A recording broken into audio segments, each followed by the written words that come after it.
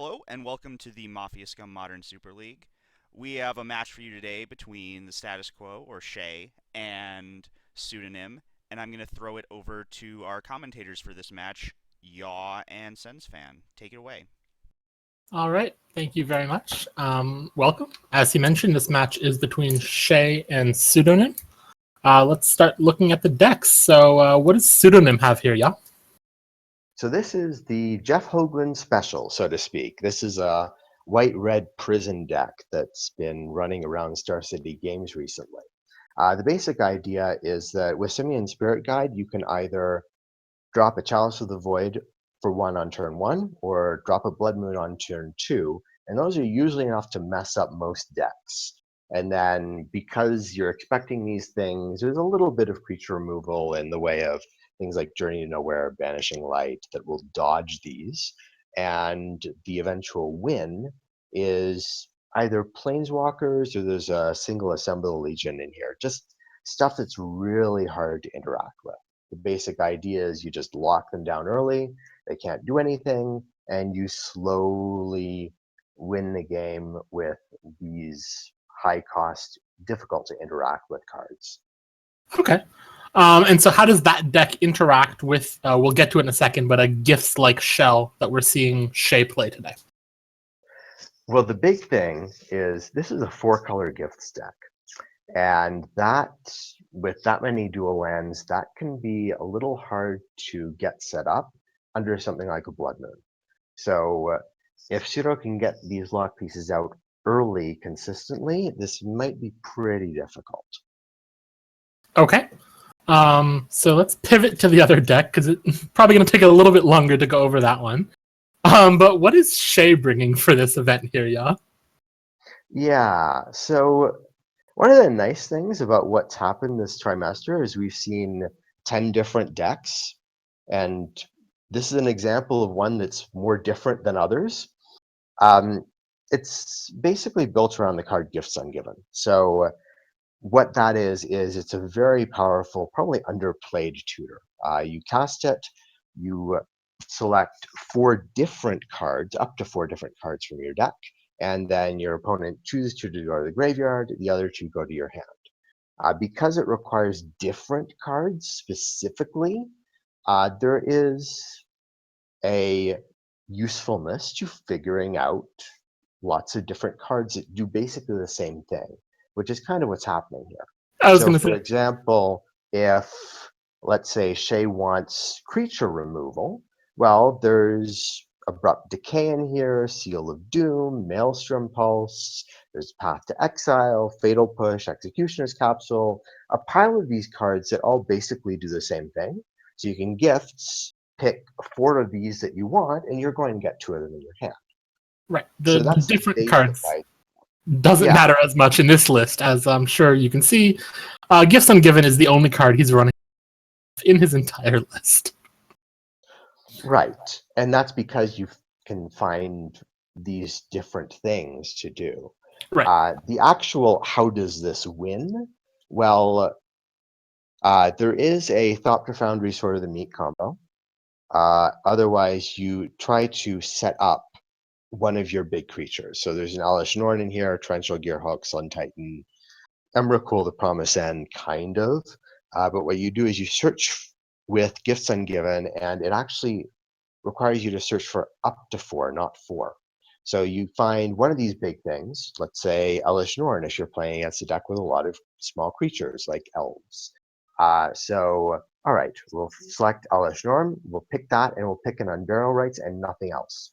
Your opponent has to send both of those to the graveyard. They don't have a choice. And then use the flashback on the Unburial Rites to bring Elish Norn back into play and win with that. So you kind of pick the fatty that you want, and then select it with Unburial Rites, bring it back into play, and just win. Okay. And just to go over quickly one thing, you mentioned the combo between Foundry and Sword of the Meek. Do you want to just quickly set up what that does, just if anybody's unfamiliar with that? So what happens is you'd want another artifact in play. So Thought Profoundry is you pay 1 mana, you sacrifice an artifact, and you get 1 life in a Thought Profoundry creature. But Sword of the Meek, if it's in your graveyard, if you have a 1/1 come into play, it'll pop up from the graveyard and attach itself to that thing. So what you do is you continually sacrifice Sword of the Meek. Every mana you spend dumps the Sword of the Meek in the graveyard, Thopter comes into play, Sword comes back. And you can do that for as much mana as you have, you get that many Thopters, and you get that much life.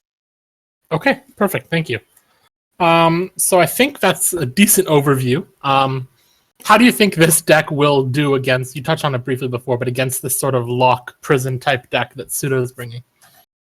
It really depends on if he gets the mana worked out. Like if he can get his colors and get organized fast enough, there's some stuff here that can interact. That's the idea behind gifts. You just pack your deck with a pile of stuff that can deal with almost any situation. And so the answers are there. The real question is, can you cast them and do you have enough time? All right. So let's move into the match. I believe the players have drawn their first 7 cards. And let's take a look at the starting hands to see what they have. So let's start with Pseudo's hand here. Looks like he has a Rugged Prairie, a couple Sacred Foundries, a Spirit Guide, an Emrakul, a Lightning Helix, and a Gideon. How does that look as a hand? This does not look like something he wants. There's just nothing to shut down the other deck early. Emrakul is a blank as well. It's a deck. It's a hand that has a Lightning Helix. That's it. I think he's going to have to mulligan this. And as you mentioned, his main way to win is to lock out the mana of Shea very early in this game. And this hand just doesn't do that unless you top deck into it right away. Right. So let's pivot to Shea's hand. Looks like he has a fetch land, a couple shock lands. He has a Gifts, a Traverse the Unelven, a Raven's Crime, and a Collective Brutality. Yeah. Well, the good news, Traverse is going to be able to pick him up a land. He's got a fetch land. So he's going to be okay here. Like he can cast fetch land, fetch a basic island, or sorry, fetch a basic forest, and then use that to traverse for another basic. He's going to be able to have 2 lands that actually fetch colors out of this, which is more than I think you would expect. Plus, Raven's Crime, Collective Brutality can start to work on the hand. This is pretty good. Okay. So let's see. So you think he might be able to keep this hand then? I think this is keepable. Now, Pseudo is going first. So he's only really going to get 1 draw, assuming that the hand Pseudo mulligans into has something like a turn 2 Blood Moon, which is a basic plan. But this is playable. Okay. So let's let the players know they can mulligan. And let's see what we do. We expect a mulligan from Pseudo and maybe not from Shea. But let's see what the players do. All right, so we passed on the direction.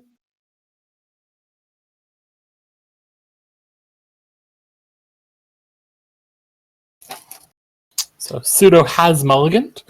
And okay, this hand has a Gemstone Caverns, a Temple of Triumph, a Plains, 2 Nahiris, and a Wrath. I don't know if you want to go down to 5, but this doesn't. It does more than the first hand, at least. You can hope to get, scry into another land, get up to Nahiri fairly quickly. Not sure if he wants to keep this, but he might decide to. All right, well, Shea has kept his 7. Yeah, that's what we expected. So now let's see what Pseudo does. I mean, this hand just unfortunately isn't. Again, it doesn't have any way to lock. Yeah. He does have a temple. He might be able to. Well, there's no acceleration. Mm-hmm. So depending on what he finds off that, it's a little awkward. He's on the play, so the Gemstone Mine actually doesn't do anything for him. Right, and his first scry wouldn't. He's not going to see that card till turn 2, and he mulligans down to 5. Yeah. Ooh, this is not good. Yeah, this is not good. He's going to keep this, but that's not good. Yeah, this is not. He has 2 planes, a temple, an Anger of the Gods, and a Journey to Nowhere. Which is basically 3 lands and a Journey to Nowhere, since Anger is not castable with this. Well, let's see how the scry goes. And he put it on the bottom. Take a look at what he scried away. He scried away a Chandra Torch of Defiance. Yeah, that makes sense. He would need lands to get there. It doesn't do what he wants to do. So we would expect him to use the Temple on turn 1, I'm guessing. yeah, Yeah. for one, it's a top land, and he just needs to be doing as much as he can to find the cards he needs. Right, and like you said, even if he does find the lock, he doesn't have the acceleration to go with it. So not going to be the super fast that he's looking for. He put another card on the bottom, so let me see what that is. A Nahiri was put to the bottom. Yeah, that would make sense.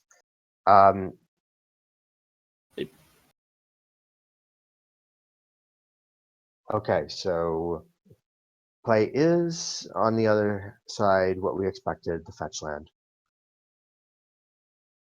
Yeah, the fetch land, and you said probably a basic forest just to dodge any Blood Moon shenanigans. Yeah, I mean, I am worried about Blood Moon, and even though Pseudo has basically said in chat that he didn't like his hand, you can't trust that it's not coming off the top or Right. something like that. And he does have two, good shock lands in his hand. If there's no Blood Moon, that he has some reasonable access to colors. Right.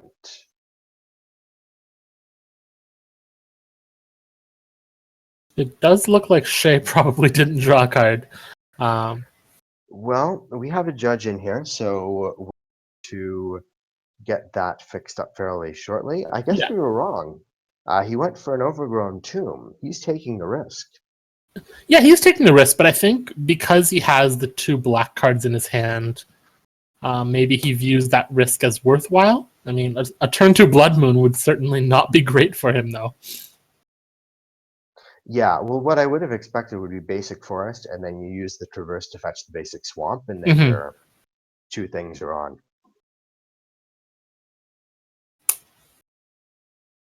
All right, so we fixed that up. It actually ended up being another fetch land, which is a good draw. Which is a good draw, absolutely.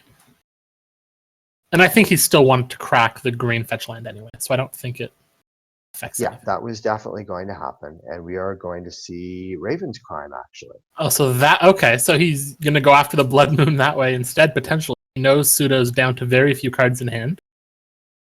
Yep, Anger of the Gods goes to the graveyard because that was uncastable and probably isn't doing anything in this matchup anyway. And really, for an early lock, Pseudo requires, a land, acceleration, and the Blood Moon. So he doesn't have a lot of spare cards to work with. Yeah.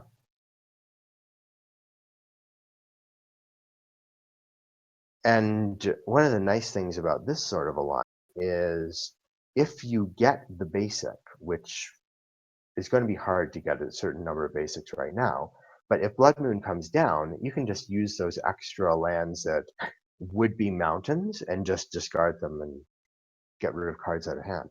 Absolutely. I'm not sure what we're waiting on here. Yeah.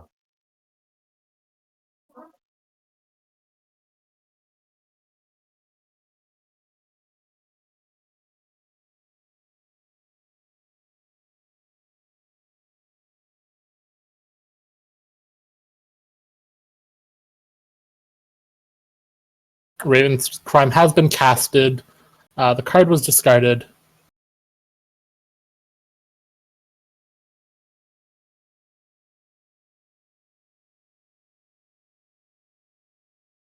So we just have to clear off that crime. Looks like there might be a question about the order of the draw versus the fetch. Yeah, well, we are doing this at REL X, which basically means you try to solve as many problems as you can. Mm-hmm. And that means that we get to fix this. So it's been fixed now, and we should be moving on.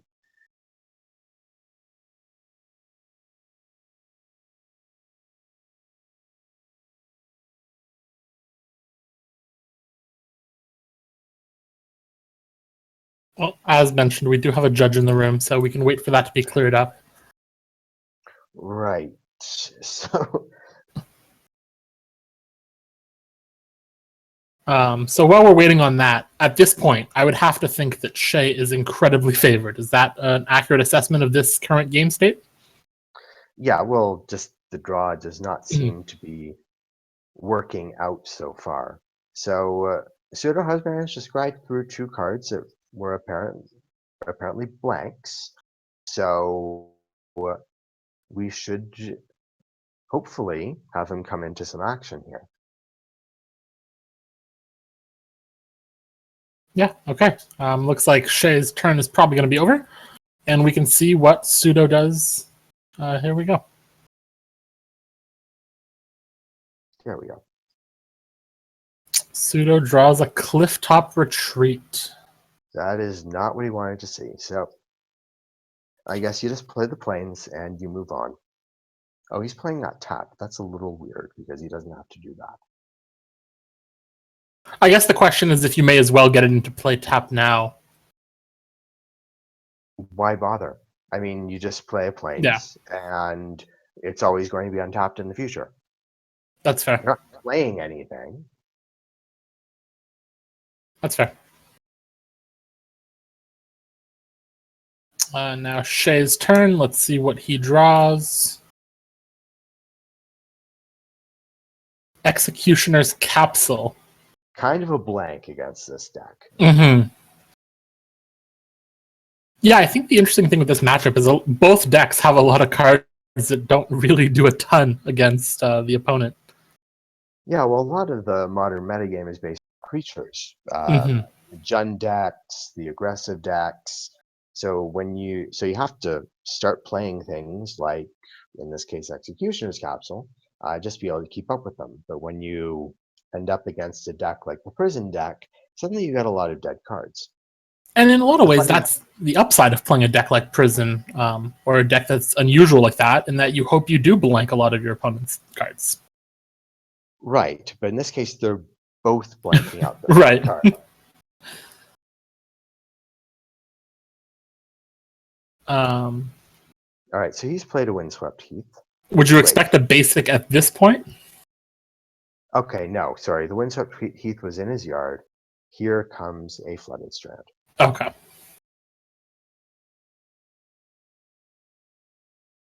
I mean, he probably thinks right now that his read is Blood Moon's not over there. I mean, it could just get top deck next turn, so this is a little dangerous. But by that first fetched land, it looks like he believes, and by the second one, it looks like he Watery believes there's Grave, no Blood Moon.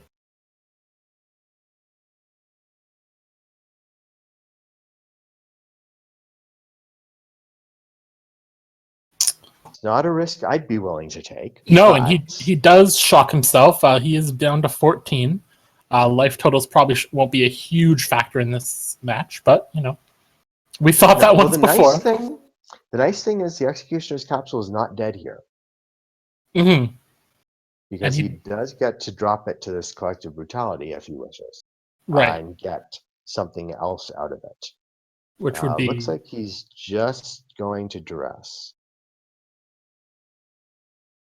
And that is whiffs. But I think he's thrilled with seeing this hand, would be my guess. Yeah. It would be quite a bit worse if he looked over there, saw the Blood Moon, and couldn't do anything about it. Right. And now Pseudo's turn, and Simian Spirit Guide is top decked. He could hard cast a monkey. He's going to hard cast a monkey. I mean, I think at this point, he doesn't need the monkey to do acceleration, and he just needs to present some sort of clock. The funny thing is, right now, it can actually get capsuled. That would, yeah. There's an interaction we did not expect at the beginning of this match. All right, there's a basic forest. Yeah, there's the basic That's forest. useful. You have to think Shea's setting up for a Gifts next turn, if possible. Yeah. And that would be a reason to sort of hold Traverse as well. If you can use the gifts to get yourself Delirium, then the Traverse can find something better. Right. The alternate line is to make sure you have a basic island in case Blood Moon is top decked, I guess. We're going to see a dead monkey. Yeah, that's, Yeah. turn passes to Pseudo. Lightning Helix. Not the card he wanted to draw. No. Oh, he's swinging with the 8. At least the Lightning Helix goes to the face. Yeah, I mean, we've talked about how Shea's life total is slowly kind of dwindling down. We did see a match earlier in this trimester where someone self-inflicted a bunch of damage and ended up getting burned out. Yeah. So that's going to kill the ape. Cards in yard, we now have back, so we are close to having Delirium. Absolutely. And so we saw the monkey get popped by the capsule. I assume he's going to pass his turn at this point. Yeah. And now we move to Shea and see what he draws.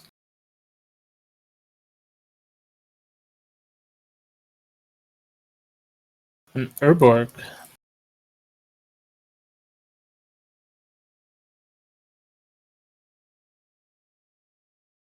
Well, I guess you might as well play the Urborg and just pass with everything up. And Pass with everything up. Gifts. And would you expect the gifts to be just the 2-card gifts that you talked about?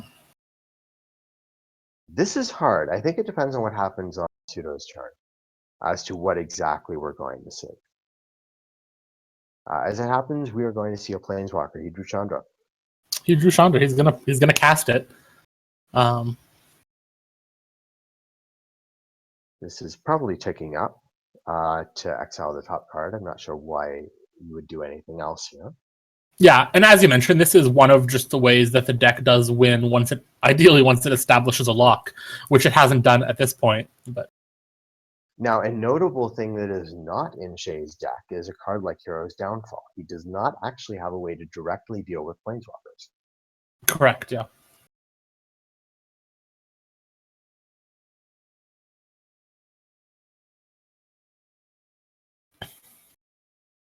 So this is actually looking a little bit better for Pseudo than expected. Yeah, I mean there's a journey there's a journey to nowhere to deal with whatever fatty comes in, and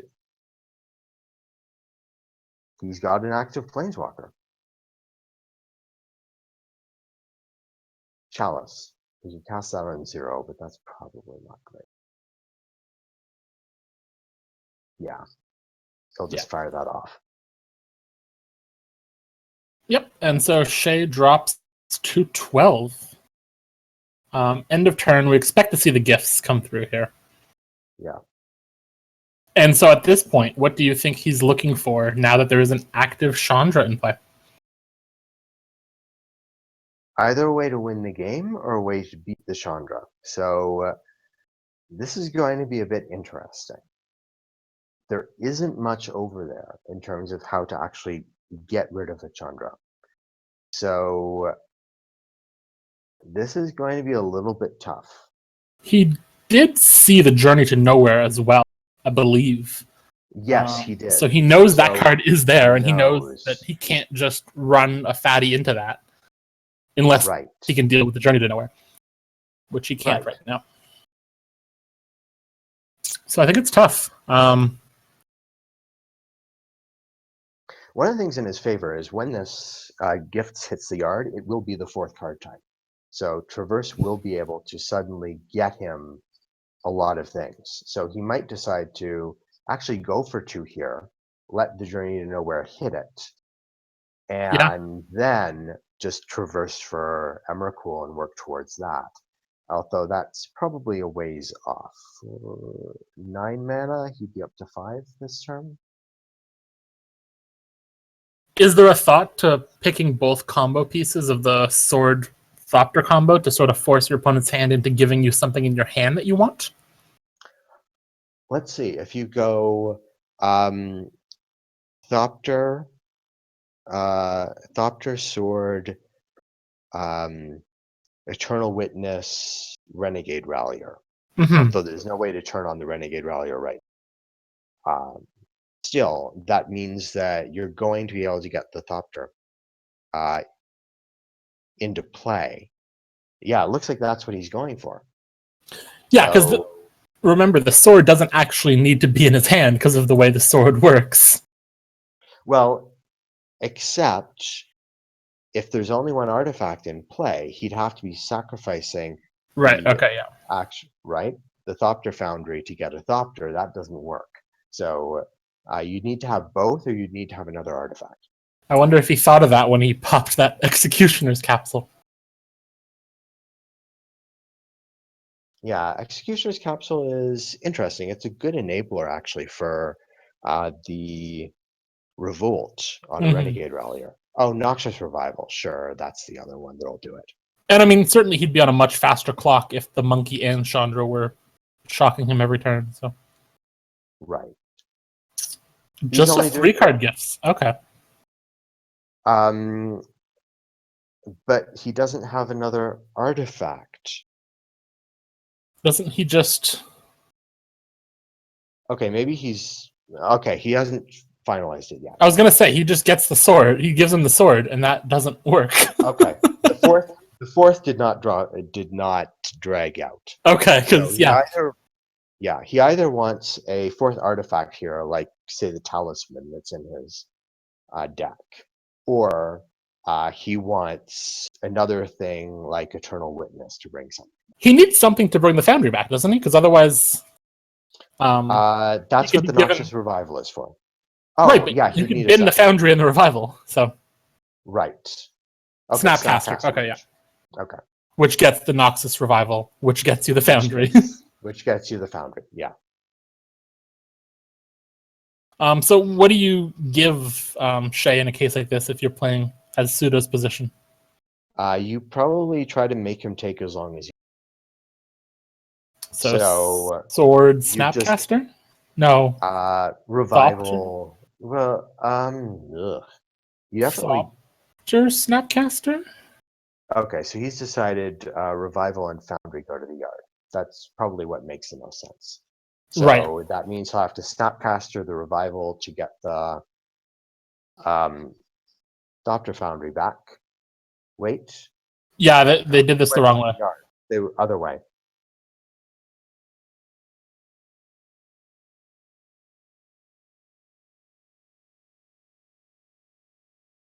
Yeah, so he'll have to Snapcaster for the Noxious Revival for the Thopter Foundry. And the Noxious Revival puts it on top of your library. Right. So it'll take an extra turn. And potentially forces him to self-inflict 2 more damage, depending on his mana situation. Right.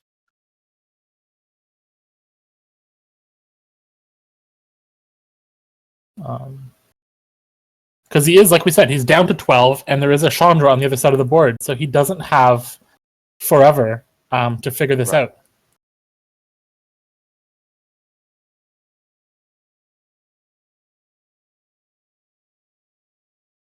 Now, the nice thing is that if he gets this combo active, he very quickly outpaces Chandra. Right. I mean, he's going to be able to untap. He'll draw. Wait. He doesn't draw. He'll untap. He'll Snapcaster Mage in his upkeep. Use the Noxious Revival until he's drawing the Thopter Foundry. No, he draws for the turn. I think he doesn't have enough mana to do it all this turn anyway. True. Draws a Seal of Doom, which is useful if he's working up to Emrakul, but not as much otherwise. Yeah, I guess if you can't do it all this turn, then the better way to go is you drop the sword and wait. And that way you can actually be attacking with the Snapcaster Mage while dodging the Journey to Nowhere next turn and keep Chandra down a bit. Is there any use to shocking yourself to cast a Traverse this turn? Or does that just speed up the clock unnecessarily against you? Um, right now, I think you're a little could, No, it but looks it like looks it's like coming to there's no play reason to tapped. do that. Um, Yeah, I think you're on the plan already. he does need to find an artifact, though. Oh, no, he has a Sword of the Meek in his hand, of course. Yeah. He's got a Sword of the Meek. That's going to Yeah. come into play.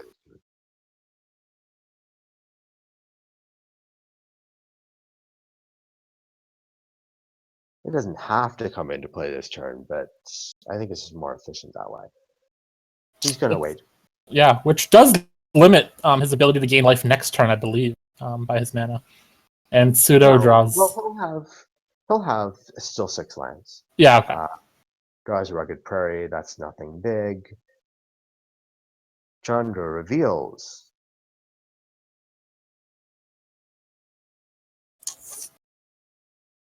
Nihiri. Okay. Wow, okay. Okay, yeah. We got okay, ourselves a card. This. We So can he's cast casting this. it, yeah.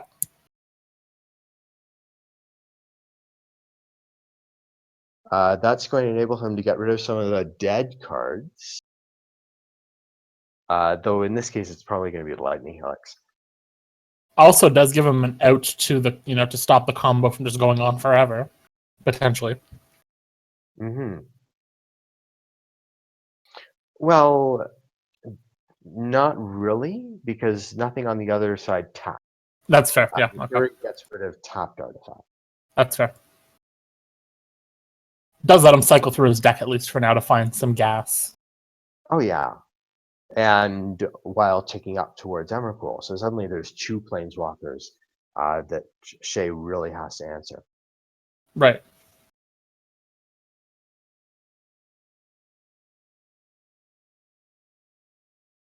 I assume he's going to bend the Helix here, as you discussed. The Journey goes. Okay. He just randomly cycled into the best card of his deck. Banishing Light definitely can break up that Thopter Sword combo. Yeah. And now, end of turn, we're going to see the Snapcaster. I guess the effect of not playing Sword of the Meek is he doesn't have to take 2 from the Phyrexian mana here. True. Which at 12, we're starting to be at the point where his life total is, getting low. Yeah. Not really dangerous, though. Not really dangerous, but, maybe avoid taking unnecessary damage here. Okay, so this is going to set up the combo, but it's going to be a little bit short-lived. Right. Which Shea does not know yet. Well, and I guess it also allows Sword of the Meek to dodge any kind of sorcery speed artifact hate as well, right? Right. Is the other downside to playing it last turn would be that it doesn't dodge that. I mean, if he shocks himself, he'll be able to create 2 Thought Resist. Yeah. And there's nothing that can interfere with that. And it not only creates, gives him 2 life, it gives him, some sort of threats in play that forces Pseudo to have to deal with them before they get out of hand pretty quickly. Right. Now, the smart thing to do will be, of course, to not do it immediately. So he'll be able to drop the Thopter Foundry here, drop the sword, draw probably untapped because you expect to get some life back, and then, okay, so he's decided to go after Chandra. Yep, may as well, right? May as well hit one of them, obviously. Choose one of them, Yeah. yeah. But he should be passing with mana open. just because there are cards like Vanishing Light across from the table, and you want to be able to sacrifice your Thopter Foundry in response if absolutely necessary. It's better for it to go in the graveyard and you having a chance to get rid of it later or to bring it back later than just not having that at all and having it vanished. And as you mentioned, he did shock himself. Yep. He has 2 mana up. Let's see what he's looking to do here. Probably pass. Yep, I think that's a reasonable line. Yep, and he does pass the turn. Yeah. And now let's see what Pseudo draws into. A mountain. So just to recap quickly, Pseudo at 20, Shea at 10 at this point with the shock land. Right. So he's going to Banishing Light that Thopter Foundry. That's going to be sacrificed in, well, 2 sacrifices are going to happen in response. He's going to sacrifice sort of the Meek first to get 1 Thopter, and then sacrifice the Thopter Foundry second just to keep it safe and hope to bring it back later. Right. We may see Nahiri decide to shoot down a Snapcaster Mage. Yeah, I mean, it's, Snapcaster Mage is stopping, one or both Planeswalkers from really ticking up. Though first we're going to see Chandra find another monster. I assume that just shocks to the face? Well, Thopters fly, so probably. yeah. Oh, okay. I guess he figures might. I think at this point he acknowledges that he needs to come up with some sort of clock, which is hard against. Chandra in herself is a clock. Yes, certainly. It's just 2 damage a turn.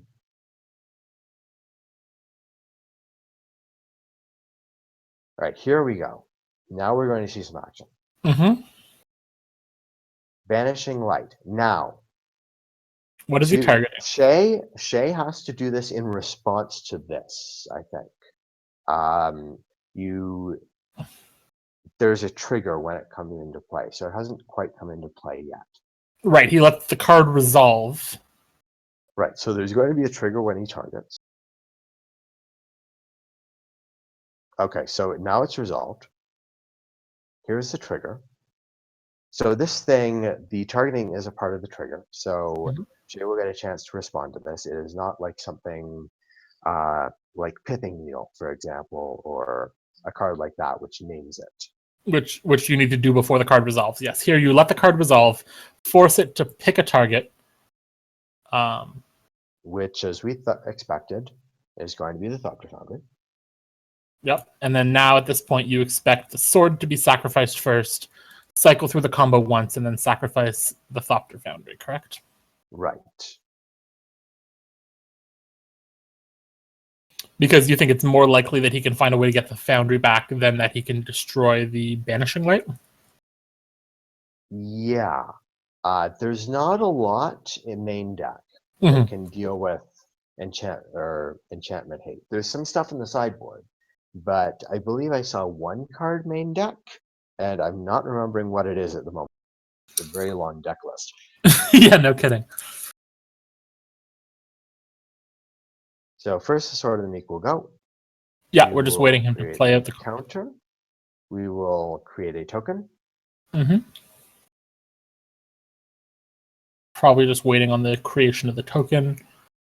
Yeah, some of the older cards are not auto-tokened. So one of the nice things about newer cards is in Octagon, you can actually just right-click on it and say auto-token, and it will make whatever that thing is supposed to make. But good to know. Thopter Foundry is an older card, so you might have to just go to create a token and sort through a bunch of cards to find the Thopters. Right. Oh, it looks like Pseudo thinks it might be able to auto-token. But anyway. So at this point, while we wait for that to happen, how do you assess the game state with what we have right now? Well, Shea's going to have 3 power. Oh, this is interesting. Shea's going to have 3 power on the board. I assume that Nihiria is going to decide to get rid of the Snapcaster Mage instead of ticking up. Although she might decide to tick up. The Lightning Helix isn't actually doing anything. Right, because he did target the Foundry. And presumably you expect the monkey to block the Snapcaster Mage. Right, because he does have enough of a clock, as you mentioned, with Chandra. Right. And there we go. Okay, looks like We got our Thopters. Took a minute, but we got them. Yeah, one of the quirks of this program is it does sometimes take a little bit just to play through some of this stuff. Yeah, it has everything. They've been more recent stuff, but sometimes it's a little finicky. And now here we see what he's sacrificing. He chooses to let the Thopter get taken. The Foundry is going to end up Banished. buried under that enchantment. Although with the Snapcaster and the Noxious Survival used, does he actually have another way to bring back the Foundry if he sacrificed it? Sure, there's a Renegade Rallier, there's an Eternal Witness. Okay, yeah, there's a few cards that can do these sorts of. He's running a lot of cards for that. Okay. Yeah, even Sun Titan could bring it back. And it looks like now we may have run into some zooming issues.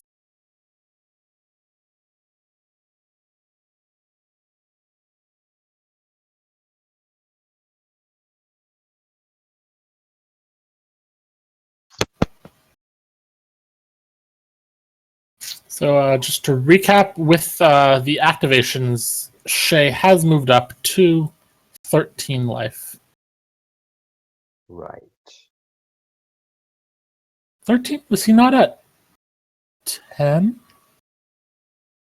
He was at 12, and then He shocked himself, didn't he? And then yeah. Let's just check. I'm trying to go back. It's adding 1 life automatically. Activates the Thopter Foundry that way, so this has to be correct. I think he may have manually. Yeah, he manually gained a life. Oh. Okay, let me head back here for a second. I believe his life total should be 12. Yes, it should be 12.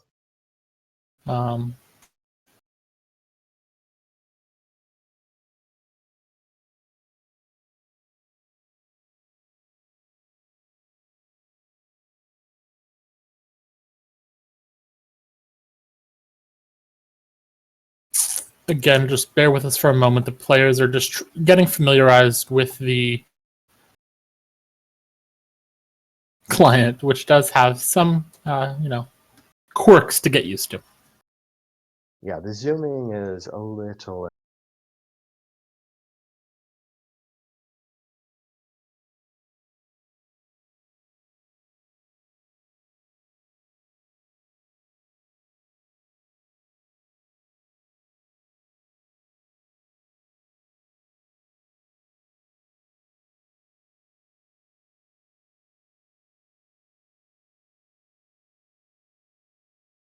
All right, so now he's going to have 2 Thopters in play, one of which has the sword.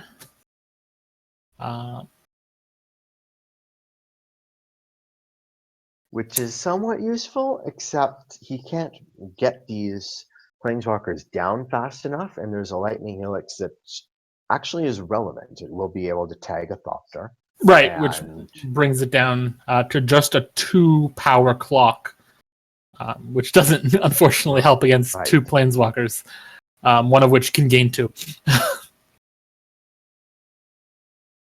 All right, we are fixed up. Okay, so and Thopter is also fixed up. Thopter gets exiled, and I assume he now passes the turn back to Shea. Yeah, he can't attack with the monkey. He is not activated in here yet. Okay, but does he want to discard Lightning Helix?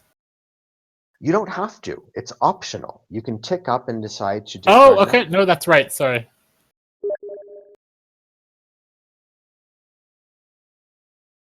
My apologies. I didn't realize that was a May on there. Okay. There we go. Now it is Shea's turn. Now, the Seal of Doom is actually relevant here because it will get an enchantment into the yard. Well,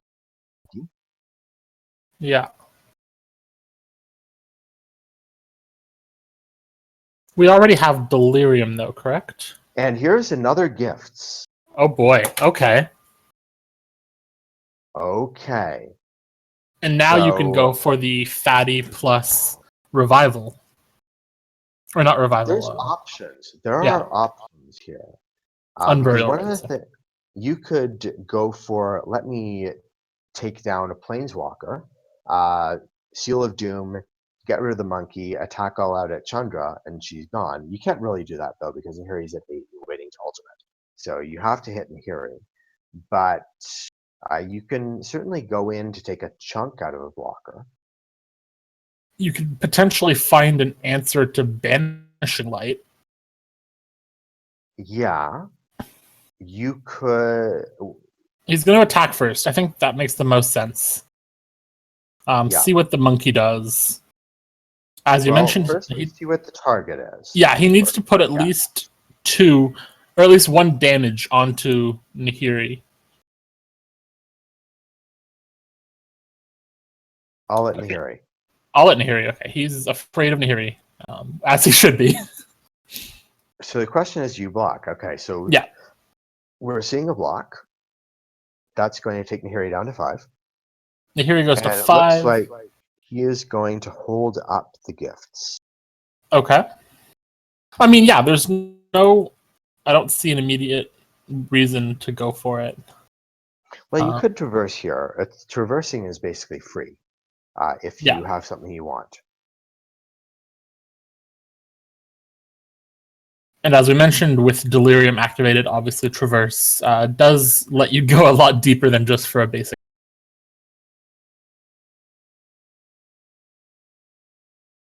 It looks like that might be what's happening here.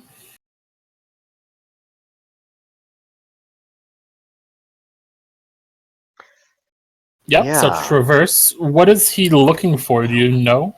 That's a good question. Now, you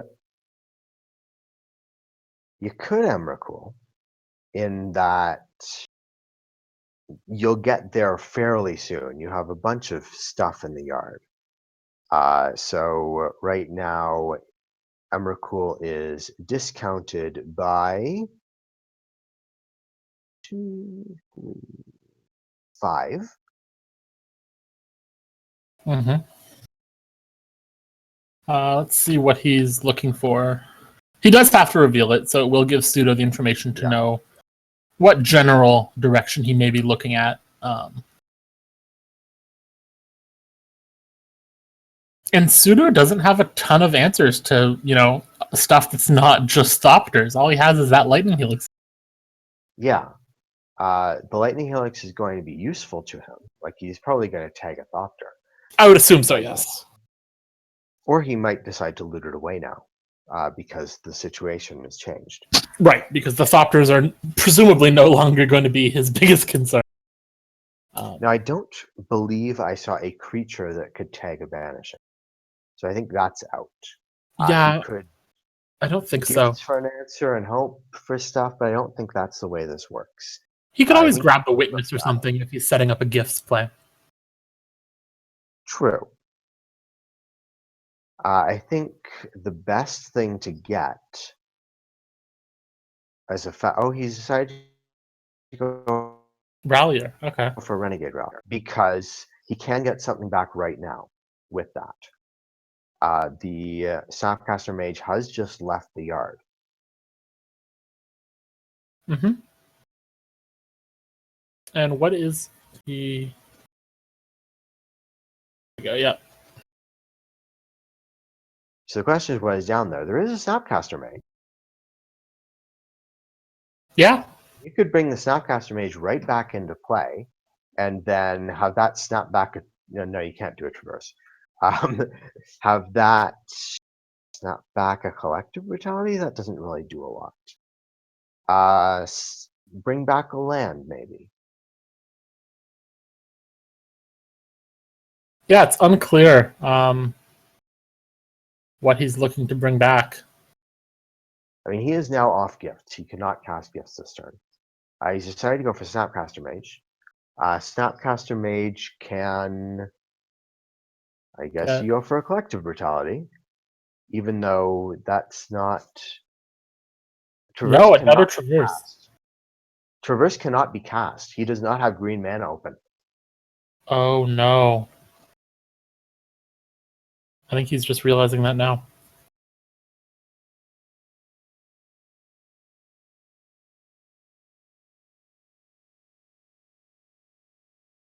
All right, so this is probably going to get Judge involved. All he has up is a hollowed fountain and a watery grave right now. Yeah, he could duress. He could get rid of the lightning helix. Yeah. He could actually duress dropping the Seal of Doom in his yard with the collective brutality, because that's not doing anything, and that would set up maybe a later Emrakul. Okay, he's decided Raven's Crime. That's going to just get rid of it.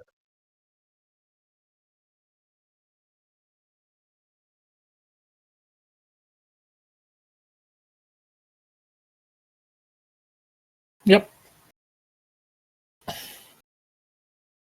So One, he knows that the card in Pseudo's hand might have some value because Pseudo chose not to dig with Nahiri. So right. So this is a fairly decent second choice, and he's also amassed a pretty reasonable board right now. There's no side on the other side of the table besides Planeswalkers.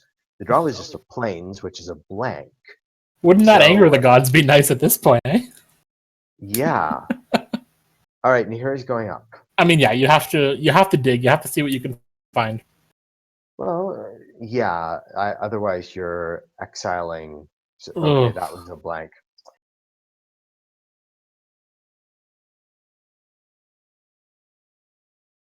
That was a blank. I guess you Chandra to see what that gets you. There's 8 power across the table. Is there any thought to Nahiri just to dig? Well, Nahiri already dug. No, you can cast okay, it. we found it. We ticked up with. Oh, okay. Use the second Nahiri? Yeah, I think you just want to absorb. You want to absorb damage. I guess, with okay. Nahiri. So, okay, we found another monkey to block. Yeah. I mean, with the 2 Planeswalkers, it does, any blocks you can do does start making it awkward to get enough damage in to stop them both from sort of getting out of hand, right? Yeah, and it does trade with a Rallier. Yeah, it trades with a Rallier. Means your opponent's only getting 5 damage through. Now, that actually does turn on the other side of the board, that Seal of Doom again, which could be used on a monkey. Yeah. Monkeys have certainly played a big role in this game, as they're discussing in chat right now. Turn is passed back. We're going to clear that Chandra activation. Yeah. And as you mentioned, there's no end of turn gifts. There's no nothing like that. And Draws it's a a land. Godless That's Shrine. okay. Yeah, That's getting him closer to Emrakul, getting him closer to being able to gifts and do stuff. Yeah. He could actually, if he wanted to take 2 damage, he could drop Seal of Doom, kill a monkey, attack in and just kill off Nahiri or Chandra, and still have enough mana for gifts. Yeah, that would drop him to 10. Still plenty reasonable. It does look like Seal of Doom is being cast. Yeah. Yeah. We are going to see a dead ape.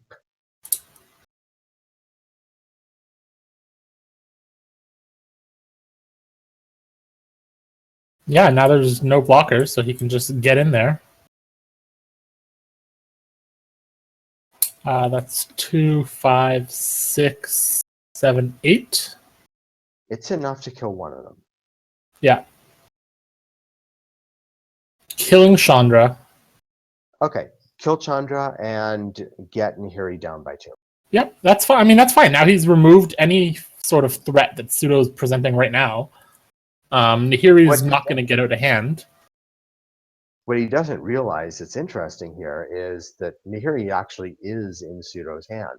Right. So he didn't just freely open up this. I mean, if he'd gone after Nihiri instead, it would have effectively been a fog. Like, Nihiri was slated to die, new Nihiri comes out, no big deal. But that's not what's happening here. He passes with gifts up, shocks himself, as we mentioned. Draw of a gemstone caverns, probably not what Pseudo's looking for. Yeah, that's bad. That's going to get discarded to Nihiri. And rugged prairie. Oh well. Yeah, he just passes back. Yeah, and now we're going to see the end of turn gifts. He's going to be disappointed to see a gifts across the table. And this should fetch, I'd say, Sun Titan? Yeah, I mean, at this point, I think Shea is massively ahead, obviously. And the thing about Sun Titan is that it has vigilance. So Nihiri and a lot of these other creature or planeswalker based removal things on the other side are simply not able to interact with it. Right. Looks like we're seeing. No, I think that may have been a misclick. The Academy ruins. Okay.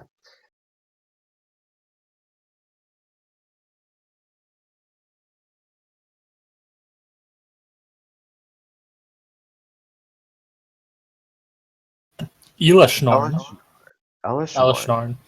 So this is probably a concession to the number of monkeys he's been seeing across.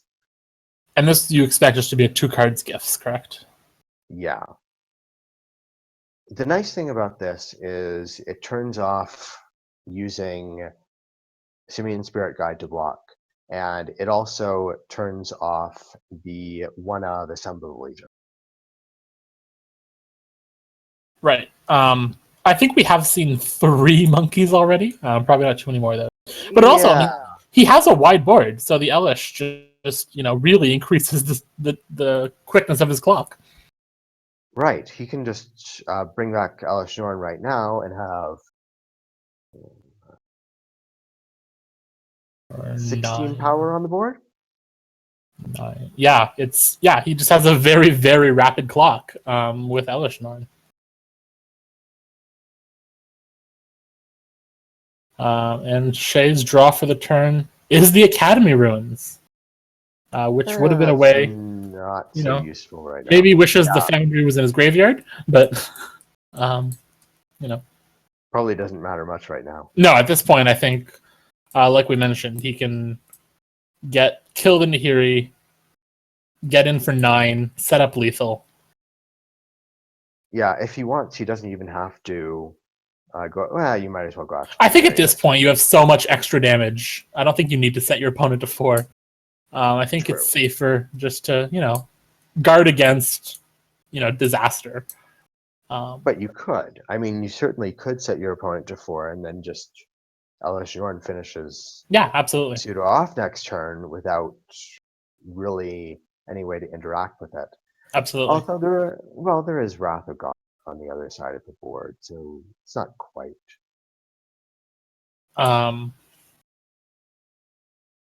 Looks like we may have some other client quirks going on right now.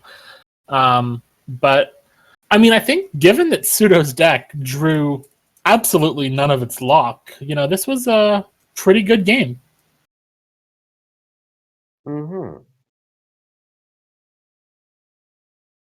I guess he did get that one early chalice that he decided to shock with Chandra instead. But right. But that was too late to be of any use. Right. And we didn't really discuss it too much, I don't think, but Chalice is not the greatest card against the deck that Shea has here. True.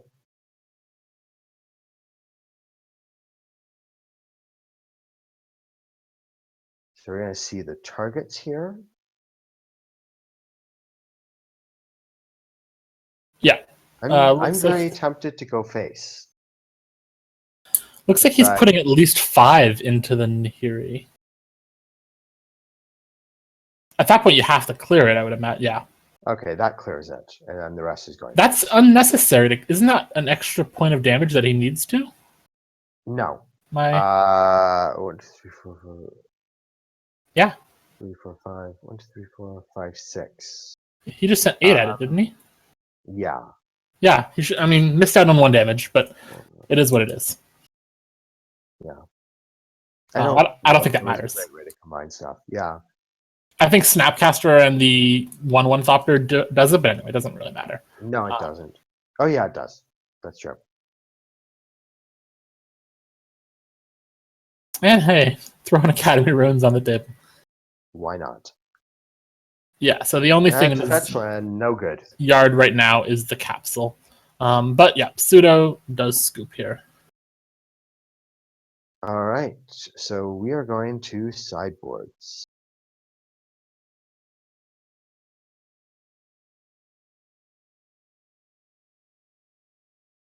Okay, so while they work this out. Yeah, what do you expect to see sideboarded here? I know we've talked. There's a lot of dead cards in both decks. Yeah, well, looking at Pseudo for first, we have Celestial Purge is not bad because most of the Planeswalkers are red on the other side of the board, so it can do a bit of work. Spellskite, not great. The Elspeth is reasonable, just as an extra way to get a clock up. Probably want some of those rest in peace, though, because this is a deck that's really trying to use its graveyard, and bringing in rest in peace to shut that down seems like a good way to go. So that means gifts will not be as powerful, and should tilt this a little bit. Probably the chalices are not great. That would be one of the places I'd look to start. But also, a lot of the creature removal just does nothing. Like, there's 4 Anger of the Gods, and that doesn't really help a lot. Right. If your opponent goes wide with Thopters, you have other problems. Yeah. Wrath of God also isn't the greatest. So I'd be looking at some of these. There's a Spellskite main deck, which, it can divert a few Planeswalker activations maybe, but that's about it. So I'd be looking at some of those cards to get rid of. So take out some of the removal, bring in some of the graveyard hate, potentially. Yeah. And for Shea, as with everything else, he's running a Singleton sideboard. What do you think he is likely to bring out for this matchup? The negate looks really good, just because you can tag a Planeswalker. Aside from that, there are a couple of nice pieces of interaction, Seal and Primordium and Nature's Claim. And those are definitely coming in, just because there is so much going on the other side of the board in terms of enchantments and artifacts. So you want to be able to tag that as much as you can. Looks like there's a lot of removal that's not going to do anything. Yeah. Like, the best thing he can hope for out of the board is to end up getting a Sealed Primordium in your yard and the reanimation combo to bring back Sun Titan. And then you just have a Seal of Primordium every turn off of that, which should kill any lock pieces and a lot of the removal and all that stuff in short order. Thoughtseize and Inquisition are fine, but with only 1 copy of each, you really need it on turn 1 to be super relevant. Well, the Duress is fine also. Duress can take out a lot of what's going on the other side of the board. You probably do have more to take out than you have to put in on that. Yeah, so I mean those discard cards are always going to be fine. Yeah, like Seal of Doom is not really where you want to be. Neither is Executioner's Capsule. So there's a lot of these things that are created for creature decks that just don't do a huge amount here and are probably going to go. Okay, I believe it looks like Pseudo has finished his sideboarding. Did you happen to see what he brought in? All right, so looking over at his board, Tezzret's Gambit has come out. So has a Spellskite, 2 Journey to Nowhere, and 4 Lightning Helix. All of those have left. Coming in are the 4 Rest in Peace, not the Celestial Purge, that actually stayed. We are seeing 3 Leyline of Sanctity actually have come in as well. Okay. And the Elspeth.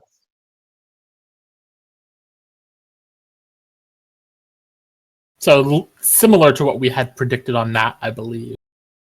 Yeah, pretty close. What are you seeing on the other side? So far he's taken out 6 cards. Still sideboarding. He hasn't brought anything in yet. Yeah, this is a difficult one to work. So far he's taken out the Seal of Doom, Executioner's Capsule, Consume the Meek, Fatal Push, Damnation, and Path to Exile. So taking out a lot of the removal, taking out, because again, creature-based interaction is not, monkeys aside, something that this requires. Yeah, and even monkeys were just a speed bump. It looks like they're working out some quirks, again, with the program.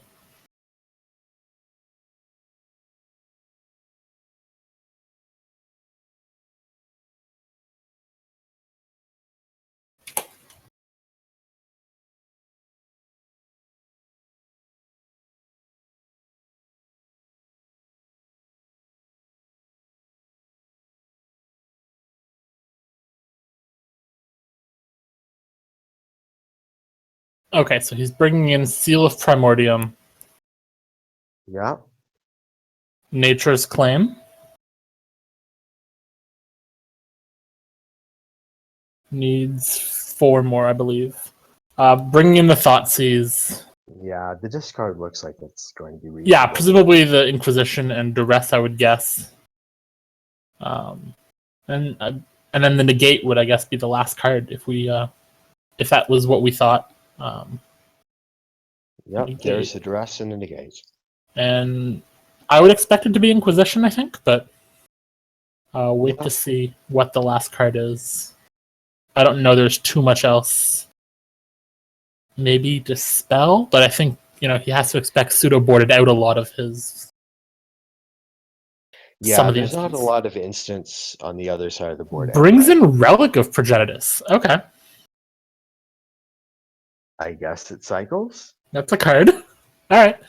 I think, again, the problem with having just one of the Thoughtseize, Inquisition, and all that is, you really need to be hitting that on turn 1, turn 2 at the latest. And only having one of each does make that less likely than it might otherwise be. Mm-hmm. Looks like both players have shuffled up. Pseudo is going to play. And let's see what they draw in their opening hands.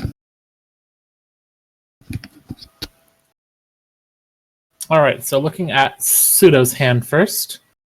Single Plains does have a Leyline of Sanctity, a Rest in Peace, Banishing Light, a Simian Spirit Guide, and 2 Anger of the Gods. This weirdly might be keep. I think he has the Leyline. He's decided not. But it was tempting. I mean, you have a turn 1 Rest in Peace and a turn 1 Leyline, and then you hope. Looks like Shea's keeping his hand of 7. Has Hollowed Fountain, Overgrown Tomb, Thopter Foundry, Emrakul, and a Witness and a Pulse. Yeah, he's going to have to hope for lands, but if things work out, he's got some action and And some good ways to bring things back. Pseudo's Hand of 6, which I believe he's keeping, Arid Mesa and a Plains, does have the Chalice. Rest in Peace, Elspeth, and Wrath. Yeah, a little bit slow, but he's going to be able to play this. The problem with the first hand was he was really all in on drawing land, hoping that the hate worked out. And he has scried to the bottom, it looks like. Yep. And he has put a Sacred Foundry at the bottom. All right. So, turn 1, we're seeing that Arid Mesa and presumably a pass. Yep, he has passed. Over to Shea, draws a map. That's really good. That's great. Again, has to decide how much he, cares about playing around a very early Blood Moon. Well, the good thing is the Expedition map will be able to fetch him a basic, no matter what. And the map can be activated even post Blood Moon, if Yes. Now, if there is a Blood Moon, this hand doesn't give a lot of other options. There's no fetch lands out there for Shea to use. So it's going to have to hope that there's nothing over there. We're going to see the crack early, which probably means that he's going to get a Sacred Foundry tapped, which he is.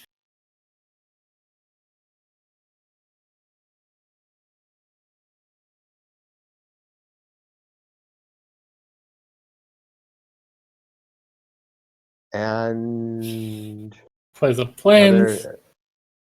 Chalice on 1, I guess? Well, it's what the deck came here to do. Yep. Yeah. A lot of the other Chalice numbers do hit Pseudo, whereas 1 is, the slot he's expecting to play Chalice on. So. All right, pass back. Talisman. Okay. That's a good one. That's a way to get mana that does not fall under a Blood Moon. And again, can be played after a Blood Moon, so it doesn't even need to necessarily commit if he wants to do it. But he's just going to play it. Yeah, you put it out now. No, you do. Next turn, you're going to pop the map if you don't find a land. Mm-hmm. Now let's go over to Pseudo. Draws a Plains. That's good. Yeah. Have to think he might be looking for some sort of gas because he did scry away a land. But, getting closer to Elspeth. Rest in peace. Resolves the rest in peace. Yeah. And now we're going to see how Gifts does when only half of the cards it finds ends up getting into your hand. Yeah, we'll have to see if Shea hard commits to finding an answer to Rest in Peace before he uses Gifts, or if he just finds a way to work around it. Well, he has a way to work around it in his hand, which is that Maelstrom Pulse. He can get rid of that right away, but it's going to get rid of a pulse. It could be worse. Does draw the Gifts. Missing a land drop unless he cracks the map, though, which makes this a little awkward. The question is, do you go in and crack that and make sure you make your land drop now, or do you make sure you get rid of the Rest in Peace now? Looks like he wants to make his land drop. Favored the land drop. Yeah, he can drop a land, drop the Thopter Foundry. Yeah. And use all his mana. Set up maybe sort of half Gifts for next turn if he draws into a 4th land. There's no reason to do that. You just pulse first. You can wait a turn. Absolutely. Yeah, as we've discussed, this deck from Pseudo is not putting you on a fast clock. It's not one of the things it's looking to do. In terms of land, What sort of land do you think we should be expecting him to grab? He's got all colors, so Like an academy? I mean, I would be aiming for a basic. A basic, just to guard against. Yeah, looks like a Because, forest. yeah, I know. I mean, Shea knows he's playing against a Blood Moon deck, and you have to be able to operate. Right. You don't want to lose the game because you didn't grab a basic land. Now, of course, doing that means he couldn't drop the Thopter Foundry because he didn't have the colors anymore. Correct. Pseudo just draws, and it's a Banishing Light, and he passes. Yeah. And Shea draws a Temple Garden. Yeah, so I think you pulse here, just because you need to get rid of that.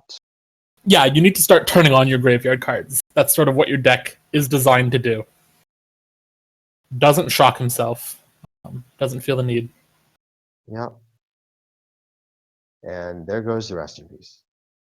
Now, he could have shocked himself to get a Thopter Foundry in play. Yeah, But but chooses to he slow wasn't roll going it. to do it last turn. Yeah. And as we discussed, I mean, he doesn't need to win super quickly. That's not, usually a big concern against this deck. And ouch, draw is Nahiri, but no land to cast it with. Yeah, scried away that land. There's a swamp just drawn, and this could be fast. I mean, if Shea decides to just go for the throat here, he could pass, end of turn gifts, bring back a fatty, and this game could be over pretty fast. Draws a ley line. Oh, this is not what Suda's looking to draw, unfortunately. Yeah, I would expect this to just get 2. Yeah, just go for the jugular, right? I mean, you have... Yeah. And you get one of your vigilance creatures because to play around in here. Yeah, you want to play around these things that kill tap stuff. It's not quite going to work because there's Vanishing Light, and the Maelstrom Pulse got exiled by the Rest in Peace on the way out. Correct. So even he can't witness it back or anything. Right. We'll see what he decides to gifts for. If he wants to, now because he does have the witness, maybe he does do a full gifts just to give himself options. It's possible. I mean, he has 2 cards in his hand that really want things. He could actually just go for the Thopter Foundry. Yeah, I was gonna. Yeah, as long as Sword of the Meek is one of the cards, he's got an artifact in play already. Yeah, I think that might be the best way to just quickly, buy yourself time, present a board, and just wait, because his deck does have, a lot of stuff to do as the game goes longer. He could presumably do a bit of both if he wanted to. He could just seed his yard. Sword of the Meek. Get Sword of the Meek and Sun Titan. And an Unburial Rites. And just figure out what you want me to have. Yeah.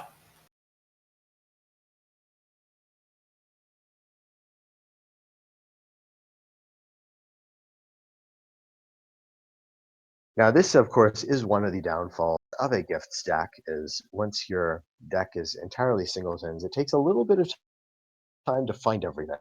In addition to the amount of time it takes to plan what you want to find. Yeah, gifts is a very high skill card in a lot of cases. For both players, actually, which is why it is such an interesting card in the format. One of the highest skilled cards they've ever printed, I think. Yeah, it really creates a lot of decision points for both players. Life from the Loam. Looks like we're going in part for Val. Catacombs. I'd be surprised if we don't see a Sword of the Meek here at all. I think he's seen Ghost Quarter. Interesting. Tech Edge. He's decided the plan is that Pseudo is mana screwed and he just wants to punk him out of the game. Yeah, I mean, that's certainly, And later on, he's going to use Eternal Witness to get the gifts back after Pseudo's out of mana, and then once Pseudo is out of mana, the gifts comes back with the Eternal Witness, then you do the gifts for the win conditions. So he's decided Loam and Tech Edge go to the yard. And again, yeah, like you said, getting the land, just because he does see that Pseudo's presumably has a handful of gas because he's just been passing without playing lands. Now, the nasty play that we are going to see here after drawing is Ghost Quarter, kill a land. Okay, after Loam comes back with Dredge. But Ghost Quarter, kill a land, play Renegade Rallier to get back the Ghost Quarter that just left, Yeah. and kill again. This is getting really disgusting. Breeding Pool, Evolving Wilds, and Marsh Flats have gone to the yard. There's also a Life from the Loam, so he'll be able to refuel after doing this nonsense.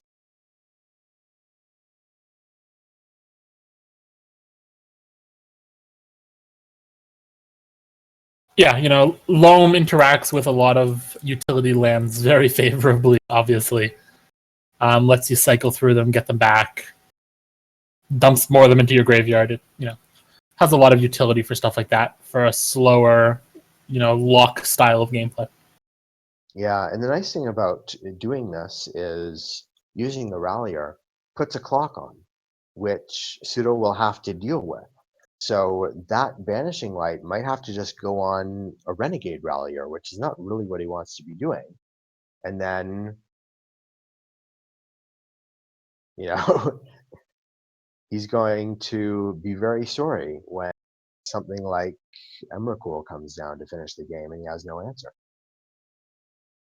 Well, not that you usually have an answer to Emrakul, but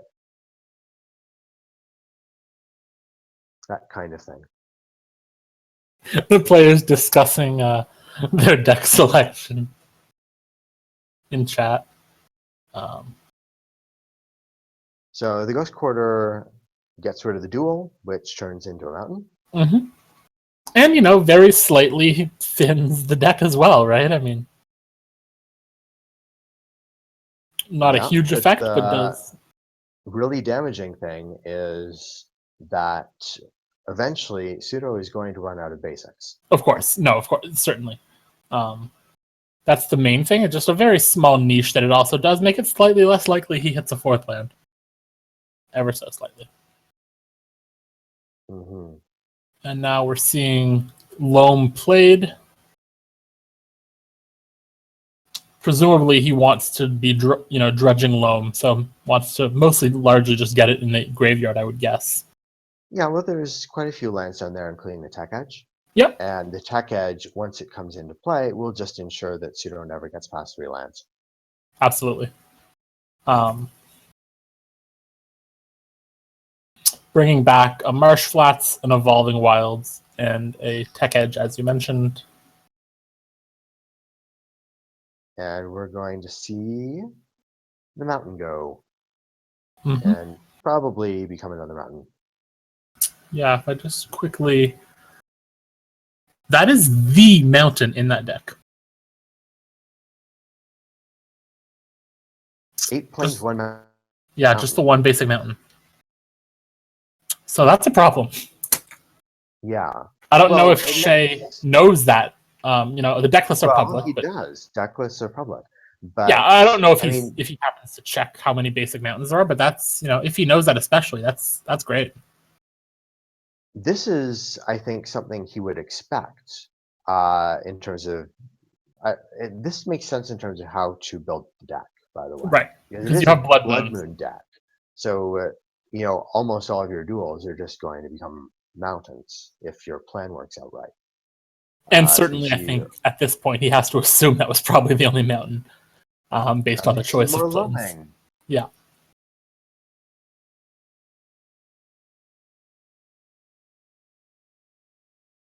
And he does have, we've said he has the Witness in his hand.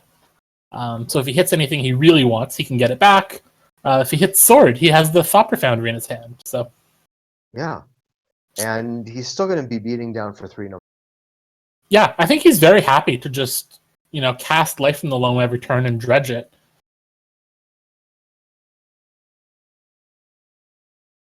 Yeah, there just isn't much that's going to be happening across the table. This deck, um, this prison deck seems to be very much all in on the luck pieces, and specifically Blood Moon in this matchup. If you didn't hit Blood Moon, then it becomes hard. Yeah, and I mean, now he can even witness in Thoughtseize if he's afraid of anything that I'm Pseudo not might sure have. what there is to be afraid of. I'm not either, but just the options he has are tremendous at this point. Yeah, I think either you put Tech Edge on the table and just say you're never getting past 3, or you start building up mana here. And he's decided to build up mana because there is an Emrakul. Yeah, And see how many cards are in the graveyard here. yeah, as I was about to check that, you can check that. There's How a many card land. types do we have? Looks like land, instant, sorcery right now, so 3. Okay, so Emrakul would cost 10, but there's 7 mana on the table right now. And he has Not infinite far mana off. with the Yeah, fetches, Life from the Loam shenanigans, right? So Yeah, he can just get as much mana as he wants. chooses not to cast Life from the Loam this turn. Well, we do see that 4th. Yeah, that's not a thing. Leyline of Sanctity is in here because Gifts Ungiven does target. So it does Right. mean you can't cast Gifts Ungiven. But I think at this point, he's just too far behind. And Yeah. not finding red mana means there's not much happening here. I mean, Shea is probably just going to drop the Tech Edge and kill a land and attack for 3. Well, Tech Edge destroys a non-basic land. Oh, okay, hold on. Yeah. So, not using Tech Edge, but he could certainly bring back a Ghost Quarter if he wanted. Yeah, and that's why I thought maybe he would have Life from the Loam just to have stuff. But gonna get to draw instead this turn. Yeah, after fetching out Plains. Yeah, at this point he definitely wants to be fetching basics just to protect against a Blood Moon Mountain combination. Yeah. Well, presumably if there was a Blood Moon, it would have been before now. So yes, but yes. there's been a few draws, and there's a seal. Hello. Yeah, this isn't great.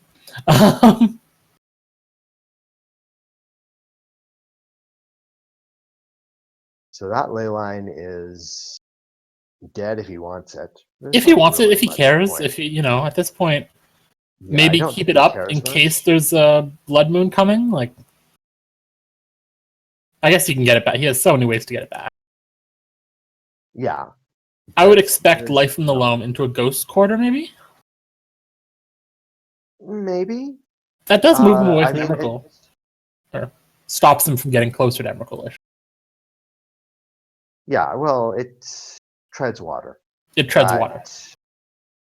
I mean, the thing about the Ghost Quarter is that it's not removing lands yet. Right. There's still planes in the library to get through before it actually does. Yeah, there's 8 total planes. I don't believe we've seen any planes get destroyed yet, which means there are still 4. Right. Before it accomplishes anything. This would be the first. And maybe he decides he does, want to just play the super, super long game. But I don't know if he needs to. That was just a misclick. That was, yeah. Life from the Loam does not have flashback. Again, the thing to worry about here a little bit is that Pseudo does have an Elspeth in hand. So if he gets up to 6 mana, that is a legitimate threat that is very hard to deal with. Now he has to get there, but once he does. So we're going to see one of those lands get carved up.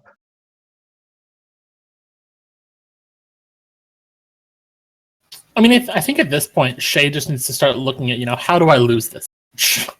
Yeah. And just play around those weird, fluky, niche outcomes. And we'll see the seal. Mhm. And we'll see an attack. Yep, and that attack will put Pseudo down to 13, so it doesn't have forever, already, even just with this Renegade Rallier, there is a clock there. Yeah. And I don't think there's any need to kill the ley line right now. You might as well just leave the seal out there. Mm-hmm. We'll have to discard a card, actually, just because he's, brought back so many lands into his hand. But, he has enough lands, and has Loam active anyway, that it doesn't really matter. That's not a big deal.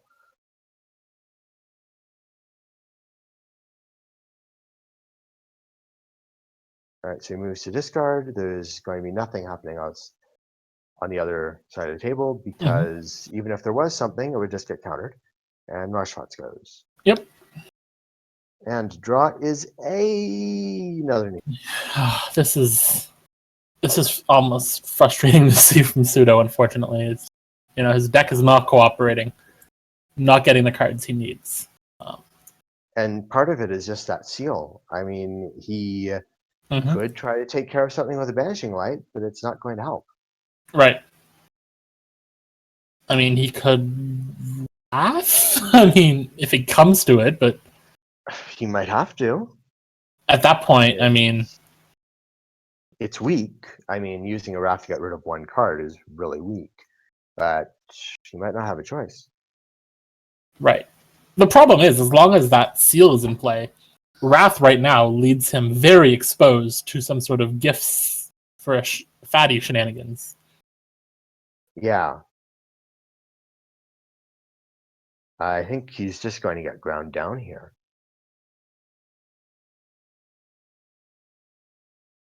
I think it looks like we might be getting a scoop. He's considering.